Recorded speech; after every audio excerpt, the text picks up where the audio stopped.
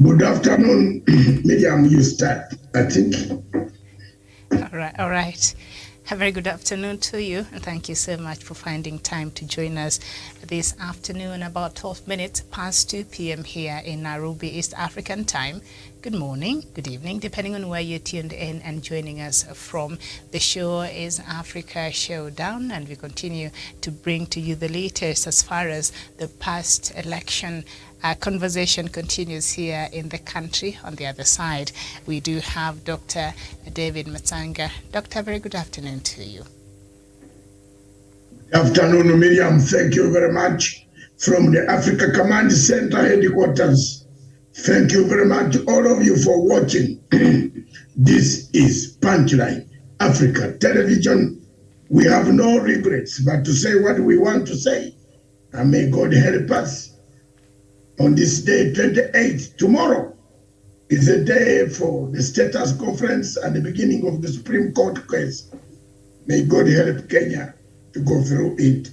Good afternoon, Miriam. All right, thank you, and very good afternoon to you. And we're also joined by Kiptanui Savanya from Nakuru County. Kiptanui, a very good afternoon to you. A very good afternoon to you, Miriam Ogutu. Good afternoon, Dr. David.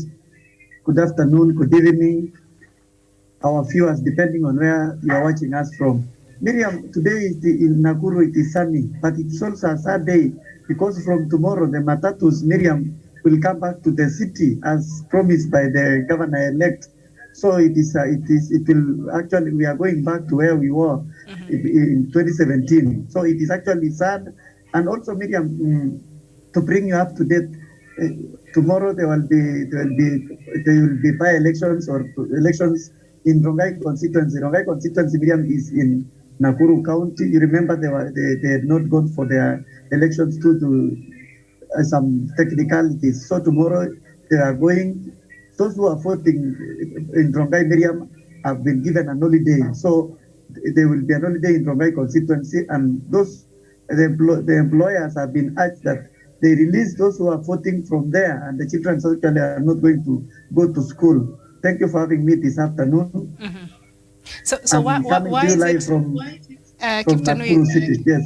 Why is it sad that tomorrow matatus are returning to the city? What occasioned them to be removed from the CBD in Nakuru? There was a lot of chaos, Miriam. There was a lot of chaos, a lot of disorder in this city. You see, Miriam, before the 2017, the outgoing governor took over. It was a lot of chaos. So we have a new stage at railway station. A very big stage was constructed using a lot of billions, Miriam. But during the campaigns, the incoming governor promised that the whole matatus will go back to central business, and it will bring a lot of problems, Miriam. There was a lot of noise, a lot of disorder. And imagine, Miriam, the government of Nakuru actually has constructed a very big stage, with a lot of money. So it is a waste of resources. In short, Kiptanui, you are saying as our correspondent in Nakuru, you are saying the new governor started on a wrong footing. Very true, on a wrong footing. A wrong footing with a new car of 25 million shillings. Very true. And I have said, Miriam, if the father of this younger girl, the father that I know, whom I fought with, alongside with for democracy in Kenya and East Africa, if he woke up from the grave, if Kihika woke up and saw what the daughter is doing, agreeing to some type of corruption, there would be a lot of, the world would change. Thank you very much, Miriam. Back to you. Let's see the headlines wherever you are, and I have some headlines regionally where I am. Very well, thank you. So let me just start with the two leading newspapers from Kenya and the Sunday Standard. Explosive revelations. It was the Tower of Babel yesterday as IEBC and its bosses made serious claims in their responses to Raila Odinga's challenge of the presidential election, which with one set of commissioners defending the outcome and another claiming it was compromised. There's a special coverage on the same on page 4, 5, 6, 7, 8, and 9 inside the Sunday Standard. Is Mudavadi's gamble about to pay off? That is on page 10. And then the quiet force behind Governor Kihika, that story is on page 12 as well. Drive for clean cooking filters, that story is on page 23. The Sunday Nation, the main headline, Tower of Babel, the ugly spectacle of public accusations is the now irredeemable split electoral agency yesterday found its way to the Supreme Court. Chairman Wafula Chebukati claims key figures in Azimio and national security agencies attempted to influence outcome of the polls. Vice Chair Cherera accuses Chebukati of having secretly printed extra result forms. The affidavits have reduced the IBC to a national joke. That story is on page 4 and 5. More time for CBC choice. CS Magoha gives parents 11 extra days. Sides polls. The stories on page 11. Alarm over HIV kits. A shortage of testing packs puts health at risk. You'll find that on page 12. Uhuru plays house card close to chest. Impatient Kenya Police Service Hilary Mutyambai yesterday remained in a high dependency unit at a city hospital as medics debated whether to fly him out of the country for specialized treatment. That story is on page 7. And then I think as we look at this conversation, we shall look at the accusations and counter accusations within the Electoral Commission here in Kenya. So that is what we have on the leading newspapers, the Sunday Nation and the Sunday Standard. Doc, the rest of the regional papers. Thank you very much, Miriam. I'm trying to just let's look at the first of all, viewers. Thank you very much. Our topic today is the missing link. The most important thing in this whole saga, which nobody is telling us, and which Mr. Chebukati has elusively failed to tell us, is the Cargo Manifest. For us to determine the number of ballot papers printed, ballot papers that entered Kenya, ballot papers that came to Kenya through the aircrafts, landed in Jomo Kenyatta International Airport, and what time they landed, which place they landed in the Republic of Kenya. Medium, we need a Cargo Manifest. And why the Cargo Manifest? Medium, I would like to request you, because you have the equipment down there which explains what a Cargo Manifest is, so that we all understand, and all our viewers and our panelists stick to that program. And it is one of why I'm saying that the missing link. It corroborates Juliana Cherera's affidavit that they found the papers. They didn't see the printing. The papers were packed already. They were in pallets. There was no factory. And it also corroborates the evidence that the political parties and the stakeholders got when they reached Athens, Greece. So why have I discovered the most important key to this case? You can swim about numbers, yes. But there is one thing which is missing, which not to Africa, Chebukati cannot bring it now, because it won't help him now. He should have put it. I was waiting for the submission of IEBC and the submission of William Samoei Ruto. Then I can bring up this matter, and I've read through all the applications. One most important thing that is missing is the missing Cargo Manifest. Why am I talking about the cargo manifest? Let Miriam tell us what is a cargo manifest. My sister Miriam.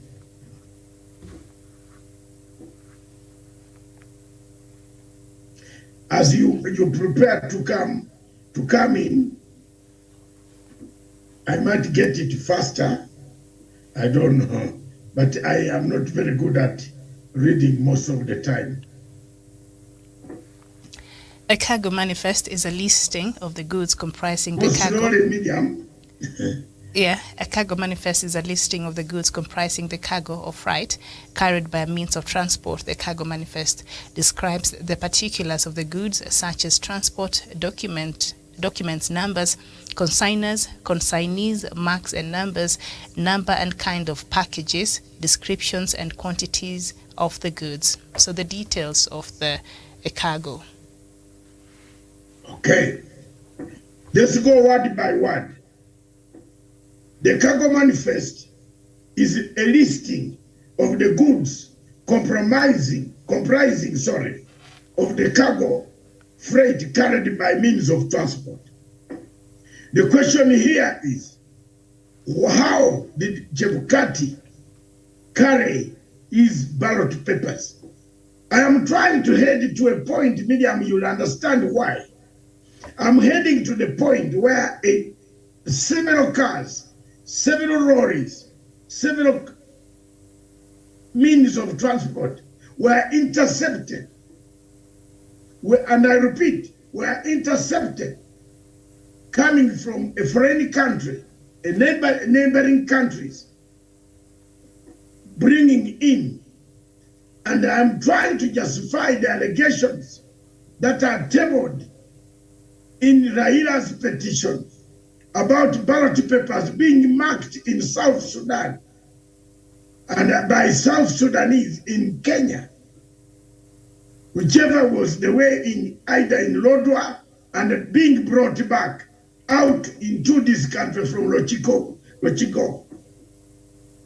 I am trying to link Juliana Cherera's affidavit that had there been a cargo manifest, then, and I repeat, had there been a cargo manifest, we would not be having tomorrow's gubernatorial elections in Kakamega and Mombasa. But it was deliberately designed because they would say there was a mix-up. But where did the mix-up? Why the mix-up? When all the cargo came on one manifest, who mixed up? Where did the cargo that, the ballot papers, the first one that came, where did they come from to arrive in Kakamega? The ones that came through Lunga and Kwale and other parts of Tanzania, how did they arrive in Mombasa? Janui, are you getting my the seriousness of what is going on, Miriam? At the end of the day, why Juliana Cherera is saying the cargo manifest, when we arrived in Athens, we didn't see any action of packaging. Read again. There you are. Package, Miriam says, let me go slowly, such as transport documents, numbers, consigners, consignees, marks and numbers, number and kinds of packages, description of quantities of the goods. Had that, Miriam, been done, we would not have had a by-election in Mombasa and Kakamega. So whoever did this is the main planner of the rigging process. that there were some ballot papers that did not come from Greece, but arrived from a neighboring country or countries by transport, by road, of which now you can not say that these are the cargo manifest. You can't have the manifest because people will ask you, how did a paper that was supposed to land in Nairobi land in Entebbe, for example? What is the purpose of the ballot papers going to Nairobi, land into Juba? What's the purpose of the ballots that are supposed to land in Jomo Kenyatta International Airport, land in Kilimanjaro, for example? Miriam, had you noticed something was strange? What is the purpose of the ballots that a cargo manifest would show destination, that the destination is Nairobi, but now a plane that is carrying the cargo stops in Nairobi and takes the same cargo to Kampala in Entebbe before they come back, or Juba or Kilimanjaro? What was the purpose? It is not the first time for me, Dr. Matsanga, to have asked for a cargo manifest. About 1 month ago, when the scaffold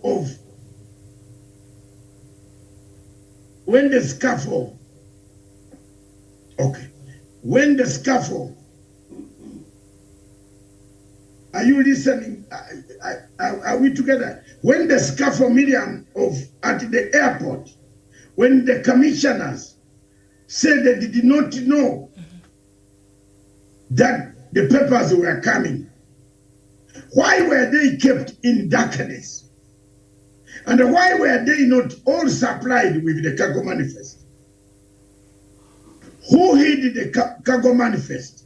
Where is the cargo manifest for all the ballots that came from Greece? Which airline can there is no airline that can give you a cargo manifest today, even if you give them more money to buy a new aircraft. They can't manufacture it today, Kiputanui. So I was telling people, I was warning people, 1 month ago, or more than 1.5 months ago, several times on this show, Miriam. This time you want to say Matanga did not say it. I was seated with you and I said, if the journalists can ask Mr. Chebukati for the cargo manifest, after the interview that was in Bomas, where they said they did not do due diligence, the following morning, I went on TV 47 and asked the world, asked Raila Amolo Odinga and his Azimio group, our group, to say, please, look for the cargo manifest. Because credible intelligence reports from Europe, from Rome, from London, from Bucharest, from Paris, the planes, and from Dubai, United Arab Emirates, because some of the cargo arrived on United Arab Emirates.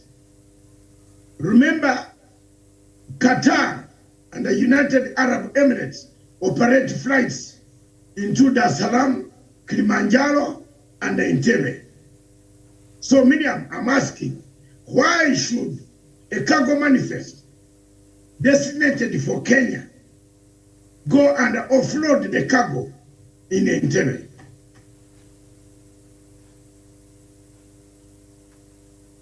And why did Chebukati avoid Kenya Airways? Why?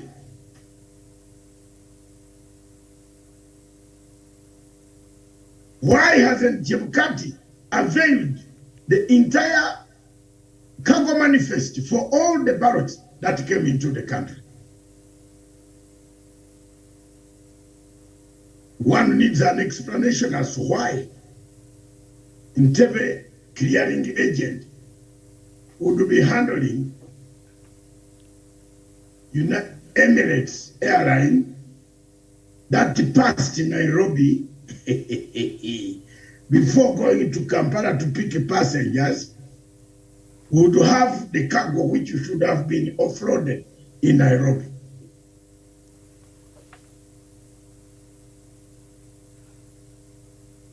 So in a cargo manifest, there lies errors. In a cargo manifest, there lies ballot boxes, ballot papers. How many were the ballot papers? Genuine ones, extra ones. If Chebukati printed more ballot papers, there is, Miriam, you have read somewhere, one of the commissioners says Chebukati printed his wrong ballot papers.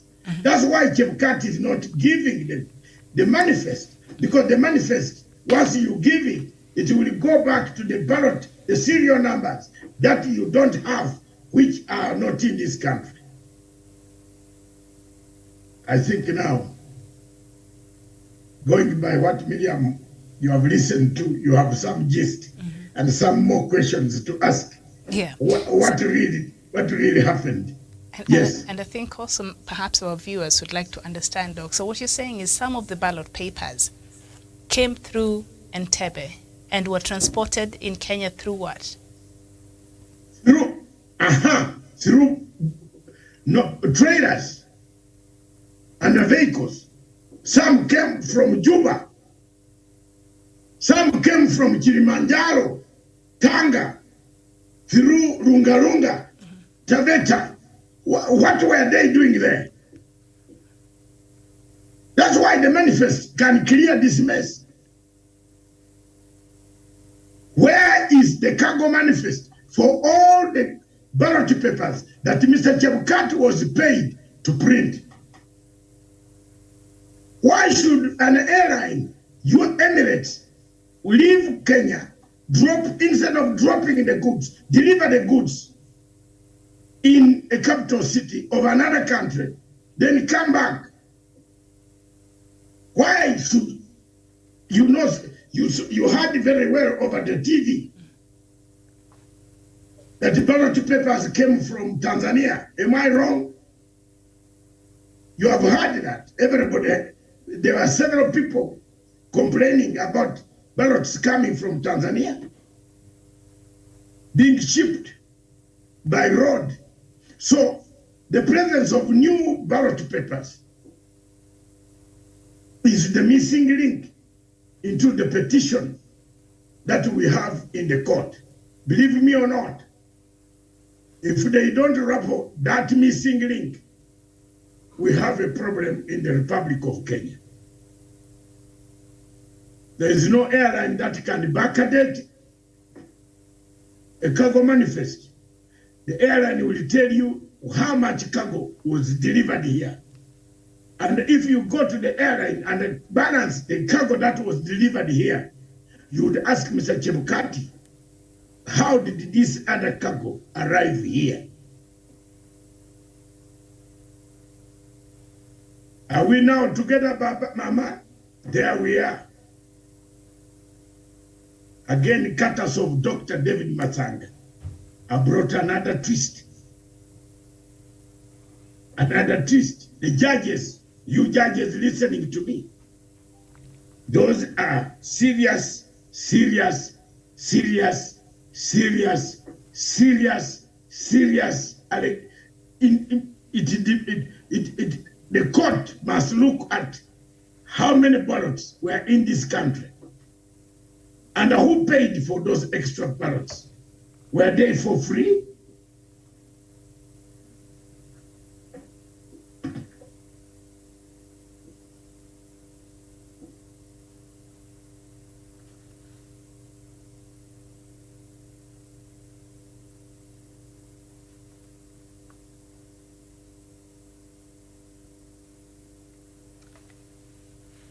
Okay. And Just to tie it to what Dr. Matanga there is explaining, one of the key things that Juliana Cherera has as part of her testimony over this matter. The first one is Chebukati unilaterally transferred returning officers. The second, Chebukati failed to inform commissioners on 2 sets of forms 34A. And Chebukati usurped the roles of other commissioners and staff.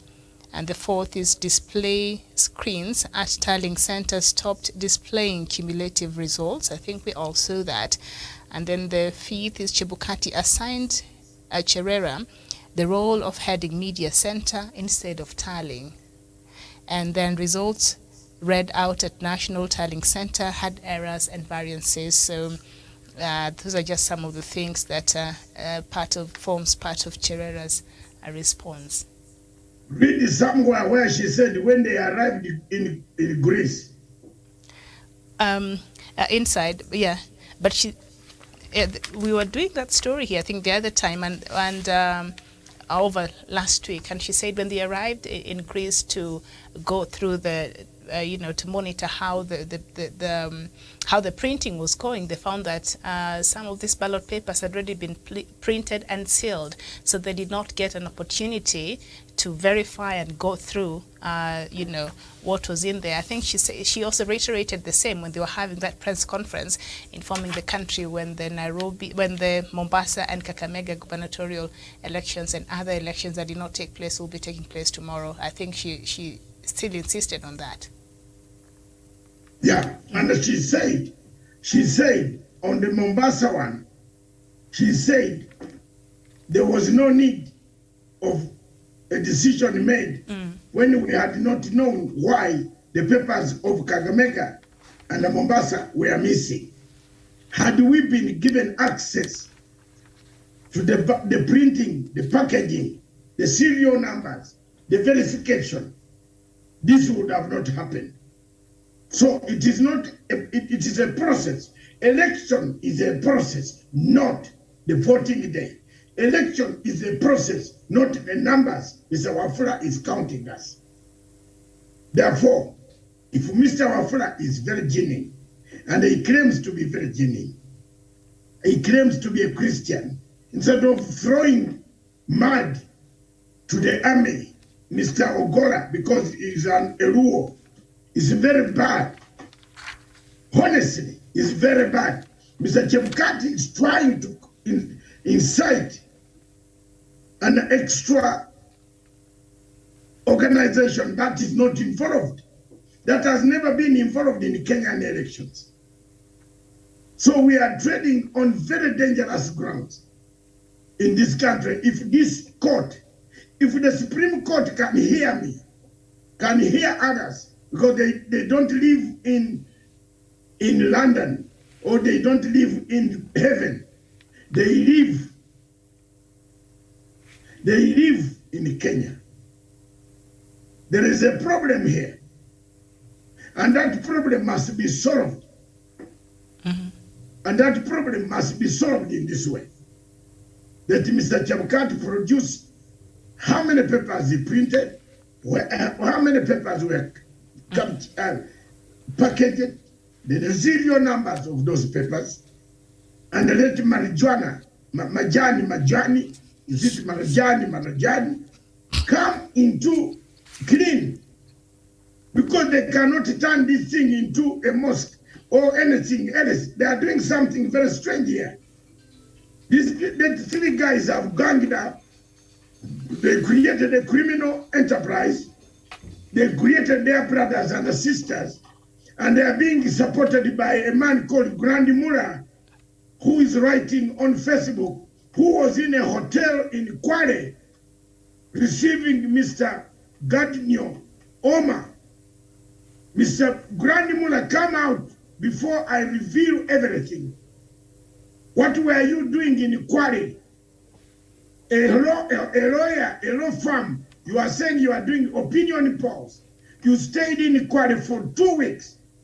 We have got all the CCTV in the hotel where you stayed. We want you to come out clean. I have been working, going to that coast knowing very well what I was going to do to save this country. Miriam, have you heard that? Mr.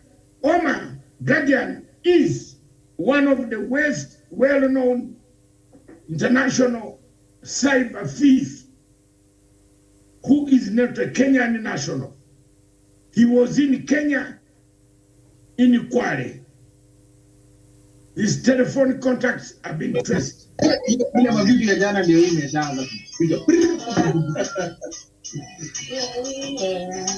are those?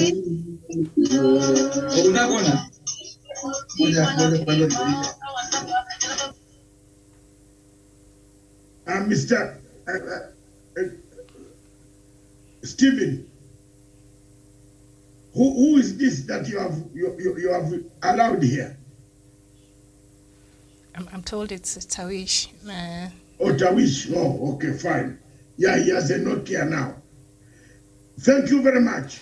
Those are the bases. That is my argument. The missing link. And Mr. Godiania Oma was in Kwale. What was Grandmother doing in Kwale in a Hotel X?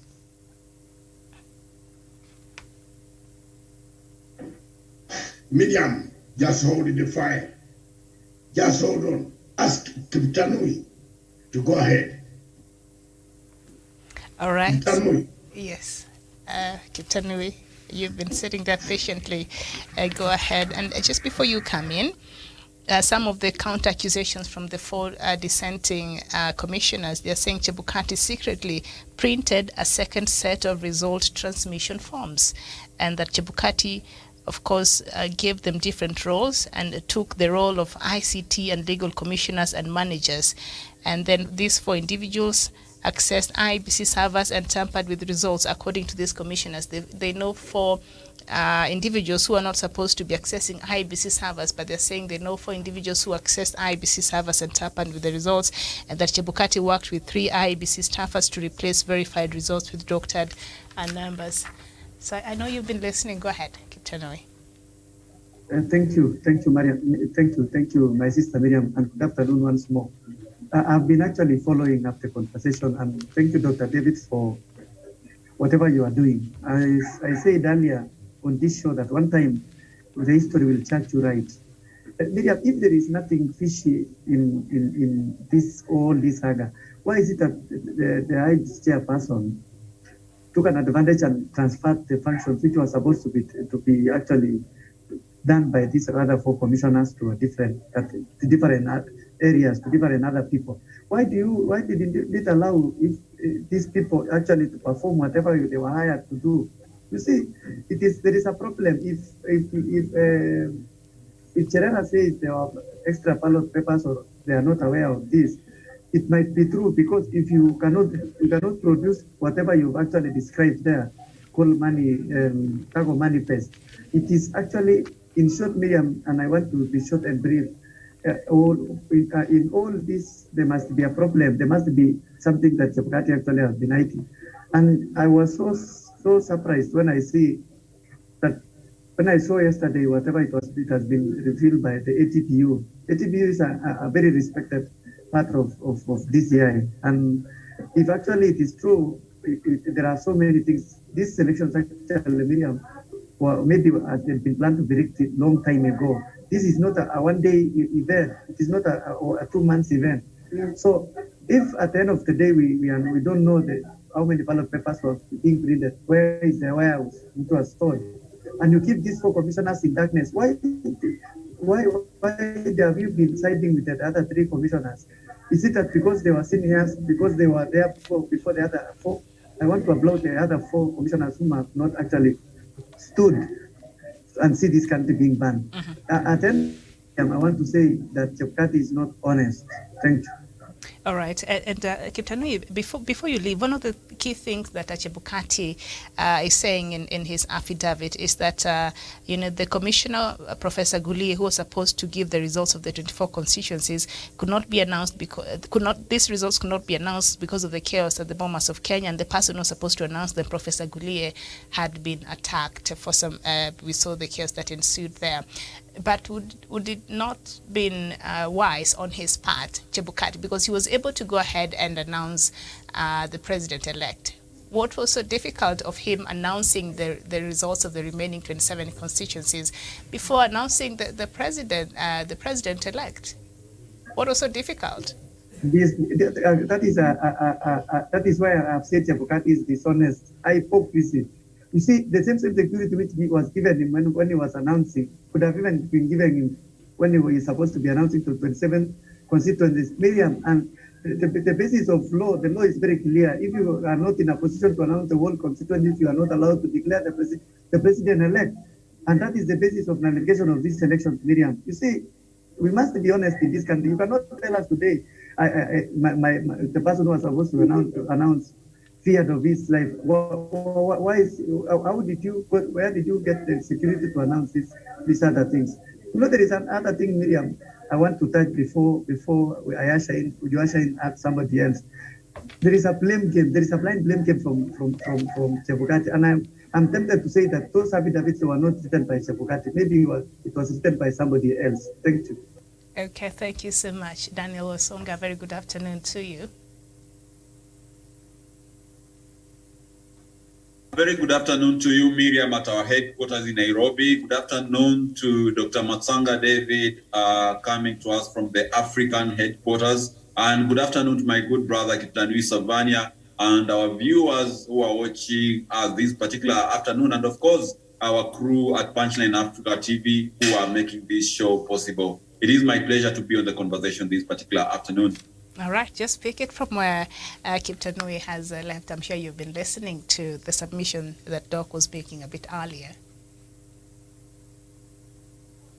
Thank you so much, Miriam. And the English say that a drowning man shall clutch at straws. And I believe what Wafula Chebukati is talking about is actually his last straws before this election is annulled. And if I'm not wrong, that is what the affidavit the petition by one Okia Okoiti Omtata, the senator for Busia, has filed at the Supreme Court, just citing the illegality in declaring the presidential election even before the 27 constituencies could be declared at Bomas of Kenya. And 27 constituencies, Miriam, is not a small number of votes. That's quite a massive. It could actually spell between an outright win and a rerun. So to me, I think Wafula Chebukati should stop pretending as if maybe he's a law-abiding chairman of the IEBC, whereas the other commissioners told us that when they were waiting for Wafula Chebukati to come and declare the results for these 27 constituencies,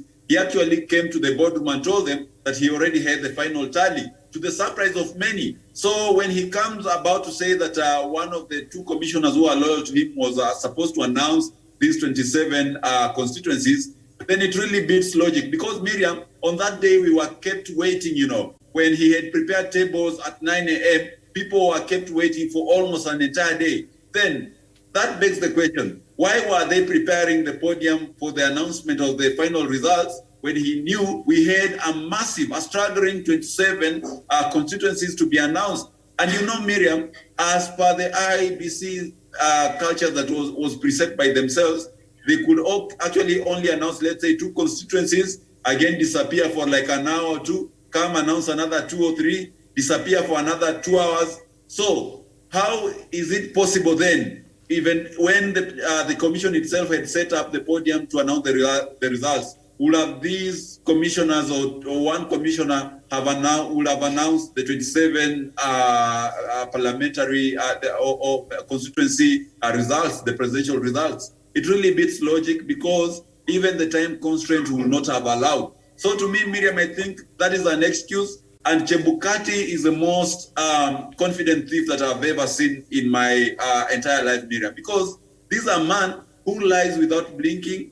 And in as much as he does that, he does it without regret, and he's very, very arrogant. I remember at one point, Ruben Kigame, who was supposed to be one of the presidential contenders, he said that Wafula Chebukati is the most arrogant, he's the rudest guy he has ever met, and he actually does things with impunity without even feeling any pinch of regret. And that is what Kenyans have come to know of Wafula Chebukati. In one statement, he actually castigates the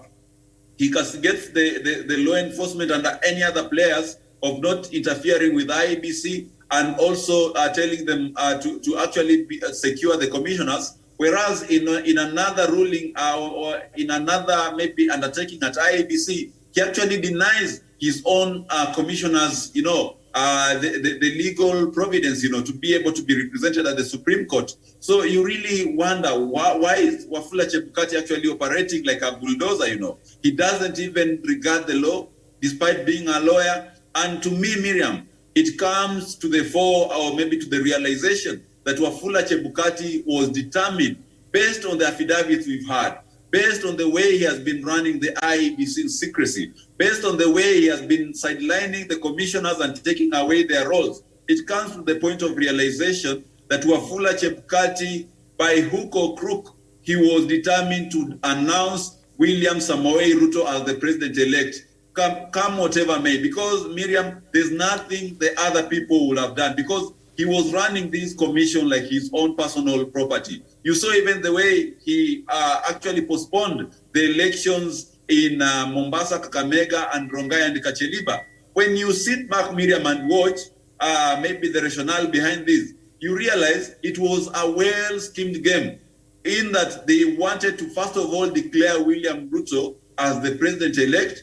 and therefore they would actually now use Mombasa and Kakamega as a spectacle to be able to woo the voters of these counties by telling them, we already know where the government is headed to. So do you want to be in the government, or do you want to vote and go into the opposition? And that will have made sure that William Ruto has Nairobi counties, Mombasa, Kakamega, and Nakuru counties, which are the biggest economic hubs of this country. In short, he will be controlling the entire of the Kenyan economic epicenters. So that is something that was actually well planned. And look at the constituencies where actually the elections were postponed. Kacheliba, this is where we had Professor John Gabow, and I believe the MP, the former MP, did not support William Samoei Ruto. Rongai, where they actually, a local newspaper carried the news item saying that William Ruto is headed to finish the last of the Moise dynasty. So this was a well choreographed,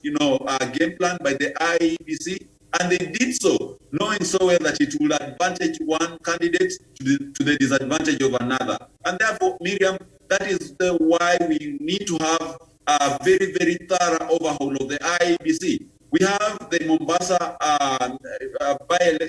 elections, for the governor coming up on Monday.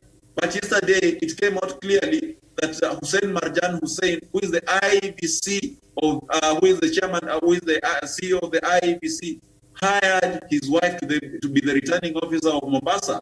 Miriam, if there is anyone who has done maybe courses about compliance, ethics, and integrity, they will tell you that as a CEO of IEBC, it is wrong for him to hire his wife as a returning officer, unless there is an ulterior motive that they are actually bound to accomplish. That should not be the case. And Dr. Matsanga has raised very, very valid concerns. And I hope those who are concerned about these elections will move with speed and be able to counter the situation. And just like Dr. Matsanga used to talk about the issue of IEBC, even before BBI, I think we've been asleep for a long, long time. And by being asleep, I mean the people, the agencies who ought to have brought the IEBC to accountability. They've not been doing anything about it. I don't know if it is by design or by default, but things ought to have been done long time ago, and Chebukati will not have even been allowed to oversee the 2022 general election. But be as it may, Miriam, things happened. Our only hope only remains in the Supreme Court. We hope that the Supreme Court of this country will be able to redeem the aspirations of the people of Kenya it will be able to redeem the country's integrity by ensuring that those who rig the elections are not given the mantle of leadership. We hope that it will be able to redeem the long journey to democracy that was fought for by blood and sweat of the patriotic Kenyans who moved the country through the dark times of the second liberation. Otherwise, Miriam, if all has to stand as it is today, then all is lost for this country. I submit. Very well. Thank you so much, Edok. Back to you. There is the Tawish. Oh, yeah. Sure. Online. Sorry, I forgot. Tawish. Samuel Tawish. Yes, indeed. Thank you for that. Thank you so much, Miriam Ogutu from our communication headquarters. Thank you, Dr. David Masanga. And of course, my colleague correspondent from wherever you're tuned in and all the viewers watching this program in Kenya and the rest of in Kenya and of course the rest of Africa. Indeed, Dr. Masanga and the rest of the panelists and everyone who is tuned into this program, it's a very big disappointment from Wafula Chebukati-led IEBC in as far as the just concluded general election is concerned.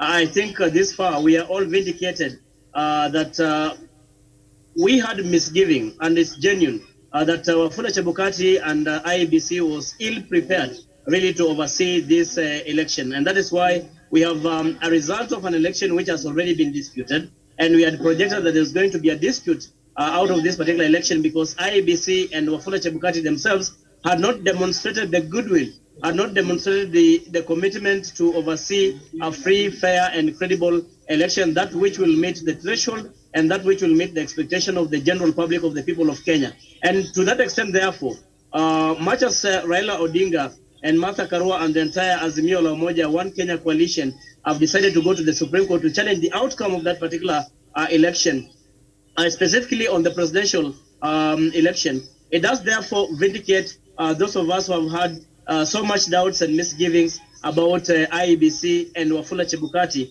And I think even if the Supreme Court is going to annul this election, even if they are going to order for a fresh election, I think it is incumbent upon Kenyans, and especially the political class, those who do the policy making in terms of the legislative arm of government, that is the National Assembly and the Senate, to see into it how they can put into place a fresh IEBC, a fresh commissioners into place. Remember, Dr. Masanga and the rest of the panelists, we used to mention on this very platform that the most important thing at this particular time was not to do a patch-up of the commissioners at the IEBC. We suppose we should have had a total overhaul of all the commissioners in the IEBC, so that we have new faces, we have new individuals, people with new ideas, people who are of fresh blood to come and oversee this particular election. So here we are. We have found ourselves at this particular moment in these circumstances, and the people of Kenya are worried a lot because we do not know how is it going to pan out from today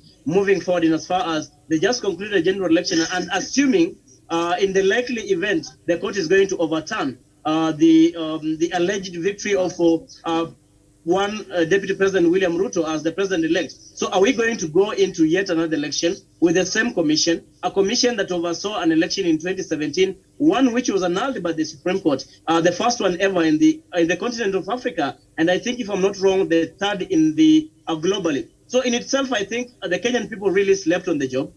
They didn't have enough time, or didn't take cognition in terms of having the new commissioners in place, so that when we get into this election, we have new commissioners in the IEBC and not the kind of patch-up that you have had. So generally, I think, in as much as the Supreme Court is seized of the matter, it seized of the petition by the Azimio la Umoja, the most important thing by the end of the day is to make sure that we have a new body in place, one which is not going to be led by one Wafula Chebukati, and not even the commissioners who are in the office today. We need new commissioners, so that even if we are going to go into yet another election, assuming this election is going to be annulled, let's have a new IEBC in place. These are some of the calls that I think Dr. Masanga and the rest of the panelists, I think, have been agreeing on, that IEBC is incompetent, the commissioners are not reading from the same script, and it is evident from what has happened. You saw when the results were being declared at the Bomas of Kenya, we had 4 commissioners out of 7 really going contrary, or really reading mischief out of the results that Wafula Chebukati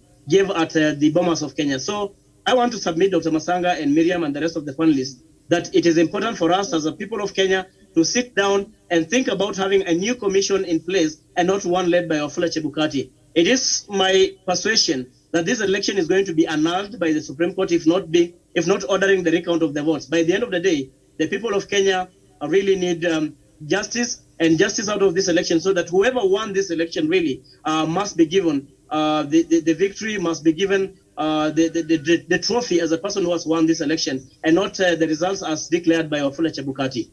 I submit. Well, thank you. Now, Miriam, looking at the police report,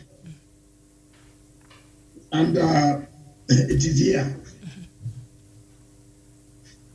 The bombshell, that was the investigations by the DCI over the three Venezuelans. Yes. You know, when DCI man, when Chebukati came down to knees, crying tears, there was something that was crying and hiding. And the report is here. I'm also macho man. I got it also first hand from them. Please, this is something, even if you read, even if you are stupid, you wouldn't allow this election to go further. Miriam, I've posted an article right now which I have researched on my, it talks about smartmatic suckers across the globe. The company that supplied us Kim kits, they are able, you know, they were manipulating these results, changing them themselves from a remote control dark computer somewhere in Africa and in Washington, wherever they were. If you read the story that I've just posted on my line, you'll just tell this. And I forwarded it to some of these guys. Some of the people also are friends. So these judges are not going to make ruling out of them, nothing. They're also going to do research. So my position and the position of very many people today, mine is, I've discovered the missing link into the entire petitioning, the petitions. There's a missing link where Orengo must ask this court to ask Mr. Chebukati to produce the cargo manifest of all the ballots, where they entered from, how they arrived here. Of course, now Ruto and the group have gone to Bungoma to receive more money from friends who started piling in Bungoma hotels. 3/4 of Bungoma hotels were yesterday full of MPs from Uganda. And there are so many other people. It is sad that it is just purely sad. We are already suffocated, but someone wants to suffocate us more by adding a product of yellow in Kenya. But it's okay. My people, it is okay. We can have, I fought against Idi Amin. Miriam, let me confess here. I fought against Idi Amin. I did not know. And I want to tell the world, I did not know that I'll reach here. I'll be here at the age of over 60 to witness a repeat of how methods of how Idi Amin collapsed. Idi Amin went on extending, capturing territories. And Idi Amin went on threatening the security of Tanzania, weakening, calling Tanzania, because Tanzanians were silent people. They were called names. Even some people bragged about Tanzania that we can eat them, eat their wives, eat their children. But the day Tanzania woke up and came, when Amin touched the Kagera, the Kagera salient, the Kagera triangle, the song was, and Miriam, the song reminds me of tears. The song was, by the rivers of Babylon, we stand this song into, by the rivers of Kagera. Oh, we wept when we remember Kagera. It is okay. Time will tell. To my Kenyan friends, it is all right.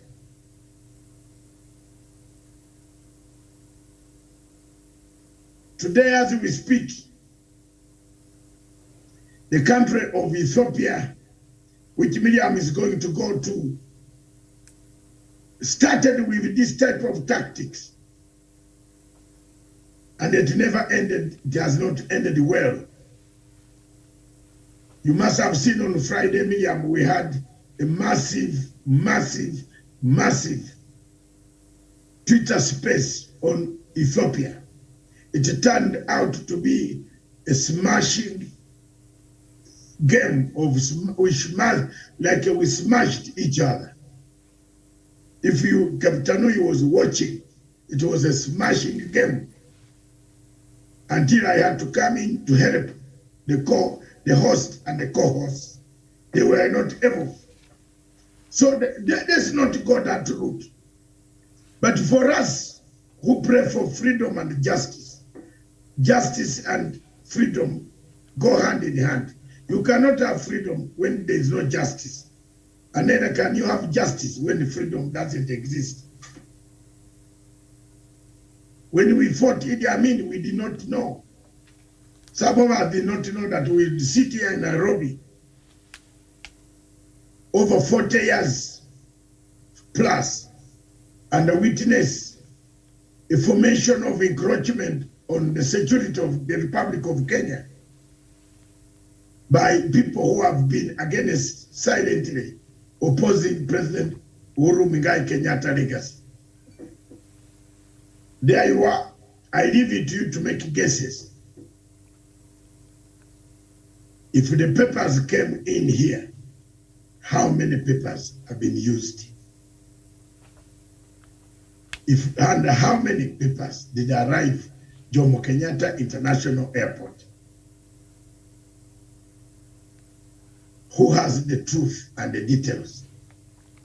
God can rescue us, and then we can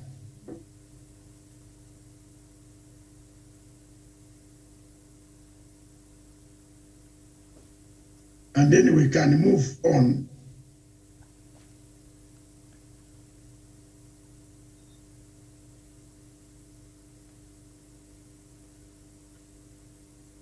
God can rescue us, Miriam, and then we can move on as human beings.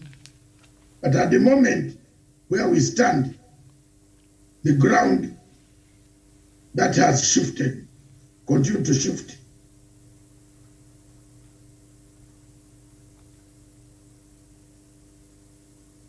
The ground continues to shift.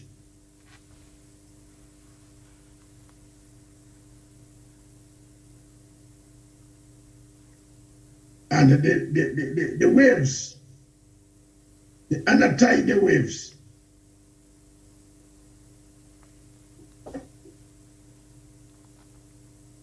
continue to sweep across the Republic of Kenya.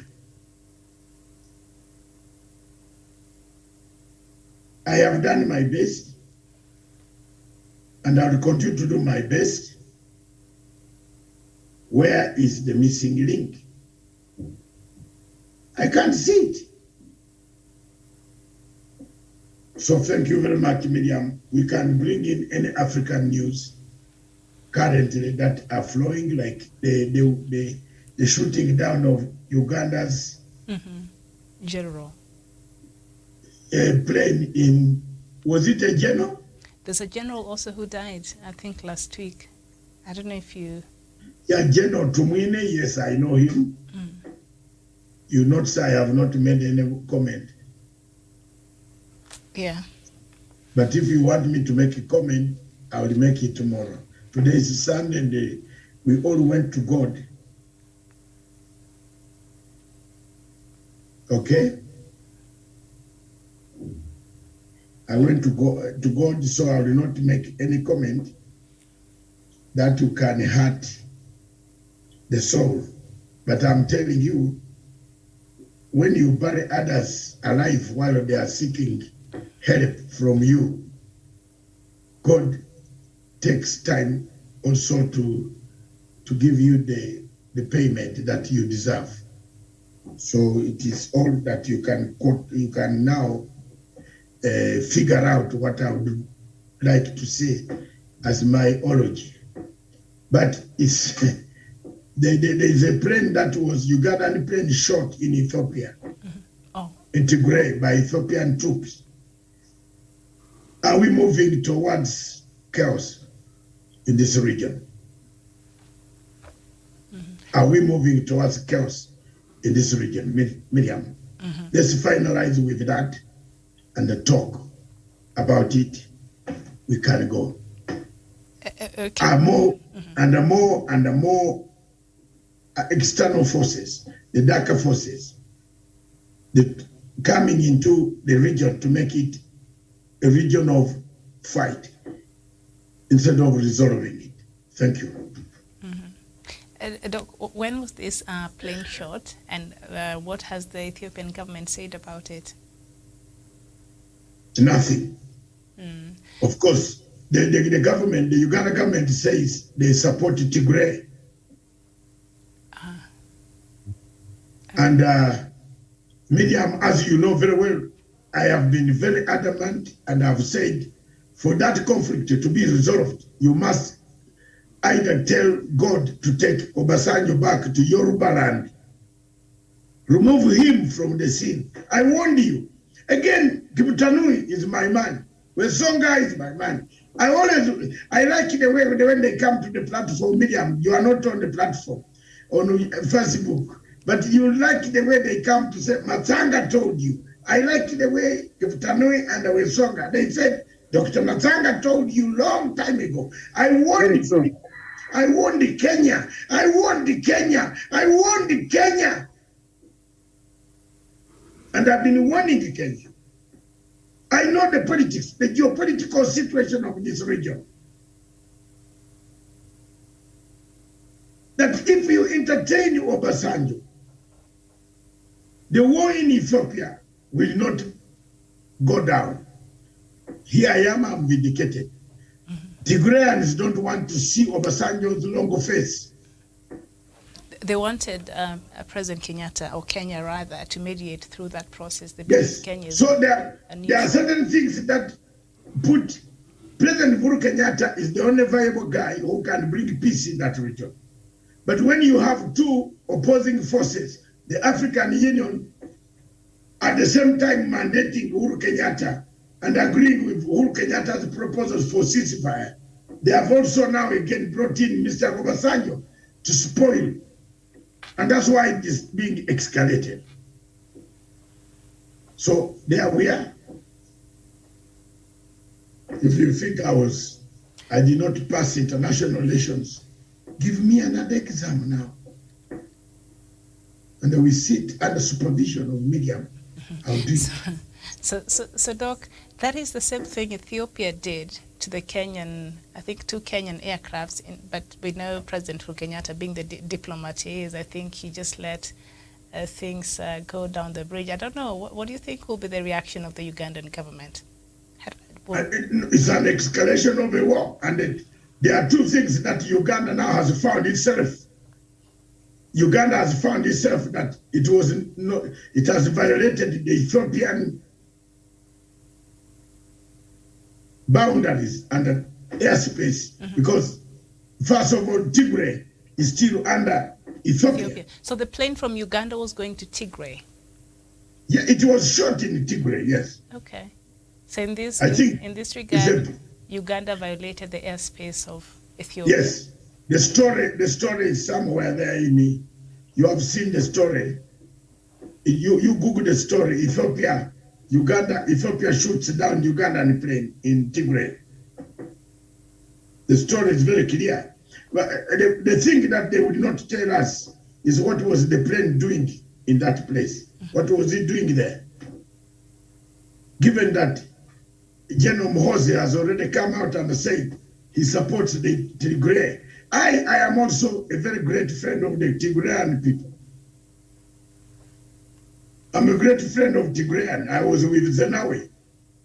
Muhoozi has never been with Zenawi in the same class, at the same class, the same office, the same drink, the same food. Okay, so the Ethiopian military claimed on Wednesday to have shot down a transport plane carrying weapons to rebellious Tigray forces in the country's north.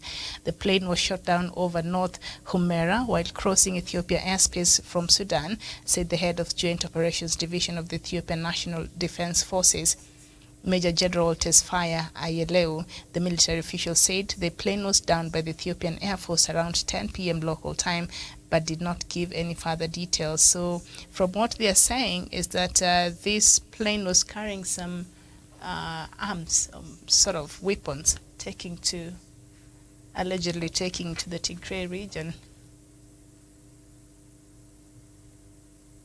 And that is, I'm reading from the Monitor in Uganda. Yeah, it is true. It's everywhere. It was even on Al Jazeera. But why would Museveni, the wreckage could be seen? Yes. Understanding very well the kind of sensitivity this war has, and I'm sure even in Kenya, there's we all want peace in Ethiopia, and a lot of people are supporting Tigray region, because if you look through the history and what has been happening since this war started in November last year. But why would Museveni, in his wisdom, think this will be the right thing to do if that was not outright provocation? Antonio Guterres has given his reaction to the latest development. You are saying, Miriam, sorry? Why would he think that would be the good thing to do? Understanding the intricacies of this war. Why would he do that? Uganda? Why do you think they are funding Ruto? Yeah. Can we close the topic and go home? Why do you think they are funding? Why is Ruto in Bungoma now? He's paying. You will see Wetangula tomorrow and others. They will be very happy everywhere, all over the whole newspapers. There's money that has come in. So me, for now, I speak frankly and openly. What else is left for me? What?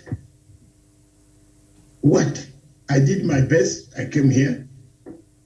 I helped Ruto to escape jail. He could have gone for life sentence. So I would go back home and fight again, back to the drawing table. I didn't come here to fight the government of Uganda, but I was saving Kenyans from a person of an extension of a regime that is being extended to this country. And it will soon be shown that it is not Ruto, but there is somebody who is in this place doing a Machiavellian operation against the government of Kenya. So that is it. We leave it to that. Yeah. Miriam, it is very, very sad. I'm told Ramaphosa is coming here. I've heard. To the country, here in Kenya? Yeah, but Ramaphosa is always bad luck, so he can Whenever he steps in first, the country goes, is like Kofi Annan. So what is the purpose for his visit? My dear, I've not confirmed, but I heard from South African intelligence that the president could come here. So I don't know what he's coming here for. But thank you very much, viewers. I listen to so many things across the continent of Africa. Tomorrow is a great day for me. There will be State of the Nation and, opening of the Supreme Court of Kenya, where there will be a status conference outlining how the cases will go. And later on in the evening, we shall have a very hot debate on Twitter Spaces. Is religion in Africa turning into political ground? Is religion, are religious leaders turning into political leaders? Or is politics influencing religion, or religion influencing politics? Whichever way you pick this question, it is very, very giving the case study of Kenya. Thank you very much.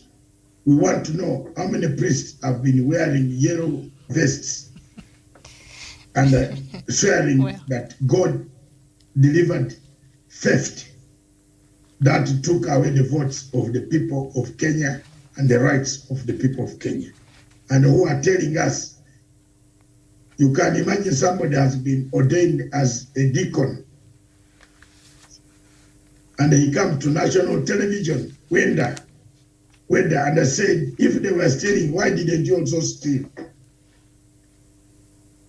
The last statement I want to make is that I was in Mombasa on helping my friends to defeat Omar Hassan. I just came back. I met Moses Kuria, pray for him. His legs have come like a stick, a small stick. I don't know what disease was this. I did not see Moses before. And when I looked at him and he was running away from me, hiding because he thought I was going to make noise about my money, a vision came from God, said, forget it, forgive him. Because when I looked at the way he moves, he walks, the way he's so small, like a stick. You know, Moses was very healthy. I just pray, let's pray for him that he can have a bed rest. And I told him, Moses, why don't you have a bed rest instead of insulting Uhuru Kenyatta? My problem with Moses is insulting President Uhuru Kenyatta, telling people to invade the businesses of Uhuru Kenyatta. I looked at him and I said, I can't even waste my words to describe or to tell this man that this. I said, let God help you, because that money you might need it for medical bills. Surely, Medium, you can't have sympathy over this. This guy was supposed to have a bed rest. He never rested. When a doctor tells you have a bed rest, don't go to work. Moses, since he came from Dubai, has been working. Rally upon rally upon rally. So time comes when things catch up. We pray that they don't catch up badly.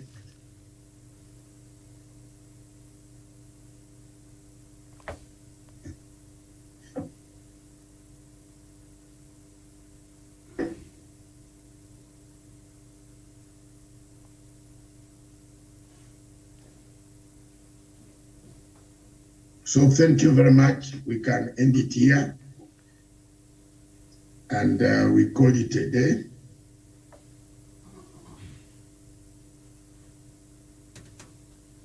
All right. We want to thank you so much for your time this afternoon. Thank you, Captain Nui, Daniel, and Samuel. And of course, thank you so much, Dr.